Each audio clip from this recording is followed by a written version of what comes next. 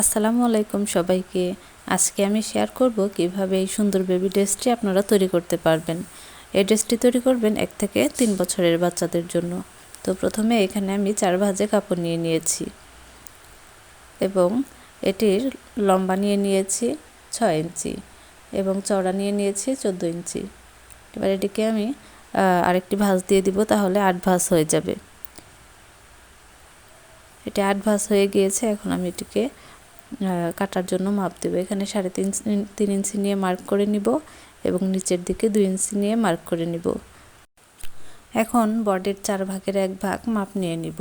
তো যেহেতু বডিটা হবে 22, আমি এখানে 5.5 নিয়ে নিচ্ছি এবং বাড়তি রাখার জন্য আরও 1 ইঞ্চি বেশি নিয়ে নিয়েছি, যেখান দিয়ে আমি কাটিং করব। এবং পেটের মাপটা 20 ইঞ্চি, 20-এর 4 ভাগের 1 ভাগ হচ্ছে 5 এবং আমি 6তে মার্ক করে নিয়েছি। এবং এখানে একটি শেপ এঁকে নিয়েছি হাতার।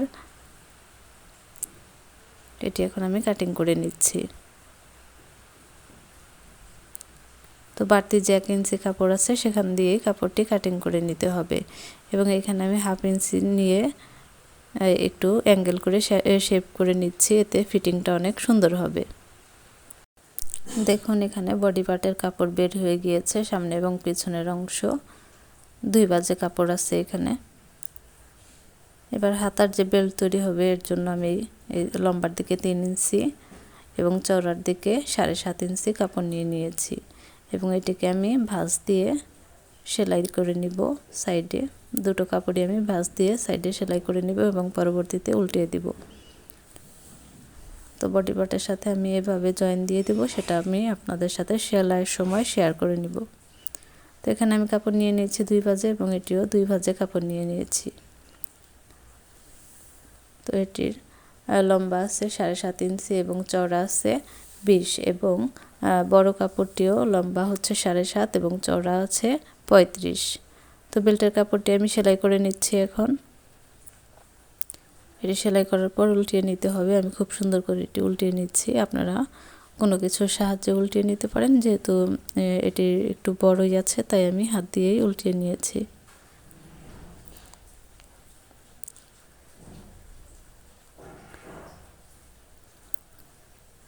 তো বেল্টটি উল্টানো শেষ হয়ে গিয়েছে। এভাবে আমি অপরটিও উল্টিয়ে নিয়েছি।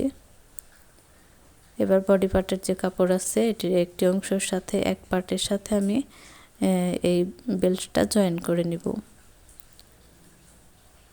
দুটি বেল্টই আর সাইডে 1/2 ইঞ্চি কাপড় রেখে জয়েন করে নিতে হবে। দুই সাইডেই 1/2 ইঞ্চি কাপড় আছে। তারপর আমি অপর আরেকটি কাপড় উপরে বসিয়ে এইভাবে হাতার অংশ থেকে সেলাই করে দিব। দেখুন খুব সুন্দর করে সেলাই করে দিচ্ছি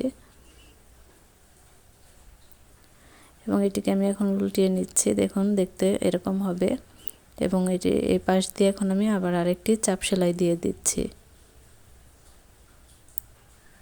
চাপ সেলাইটি দিলে গলাটা খুব সুন্দর বসবে। এবং বডি পার্টের অপর অংশটিও আমি এখন হাতার সাথে সেট করে নেব। একইভাবে এটিও আমি বসাবো এখন। তো এভাবে বসিয়ে সেলাই করে নিব। তো দুটো পার্টি আমি জয়েন করে নিয়েছি। এবার আমি বেল্টের জন্য 2 ইঞ্চি এবং লম্বা 2 ইঞ্চি এবং চওড়া হচ্ছে 7 ইঞ্চি কাপড় নিয়ে নিয়েছি। এভাবে কেটে আমি সেলাই করে নিব এবং যেহেতু ফিতাটি একটু চিকন তাই একটি কাঠির সাহায্যে উল্টিয়ে নিচ্ছি। উল্টানো শেষ হয়ে গিয়েছে এবং আমি এবার একটি পার্টের সাথে সোজা অংশ ভিতরের দিকে রেখে ছোট যে অংশটি কাপড়ের ছোট যে টুকরোটি সেটি আগে জয়েন করে নিচ্ছি।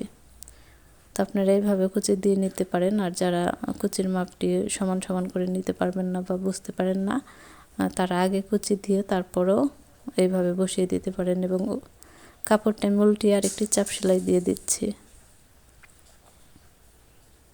এভাবে করে চাপ সেলাই দিয়ে দিতে হবে। এবার যে কাপড়ের যে বড় অংশটি আছে সেটাও আমি সোজা পার্ট ভিতরের দিকে রেখে এভাবে কুচি দিয়ে সেলাই করে নিচ্ছি।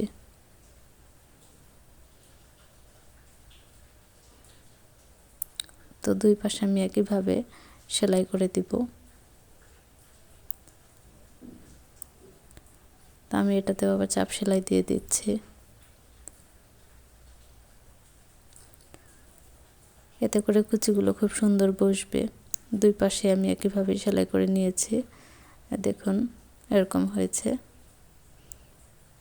এবং এটি আবার আমি উল্টিয়ে সাইডে সেলাই করে দিব দুই পাশেই। এর জন্য আমি এভাবে ধরে ভাঁজ করে নেব যাতে দুই অংশই সমান সমান হয়। 1/2 ইঞ্চি বা 1 ইঞ্চি পরিমাণ এভাবে মার্ক করে সেলাই করে দিতে হবে এবং দুই পাশে যেন সমান সমান সেলাইটা হয়। তো এখন আমি সেলাই করে দেব। এখান থেকে ওই দাগ অনুযায়ী সেলাই করে দিচ্ছি, আর বেল্টটা আমি ভিতরের দিকে ঢুকিয়ে দিব।